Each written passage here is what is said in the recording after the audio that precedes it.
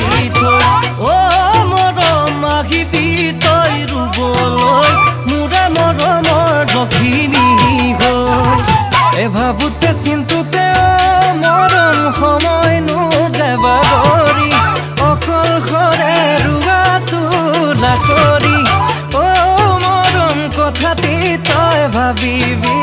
তোৰে ভাৱনাত টোপনি ক্ষতি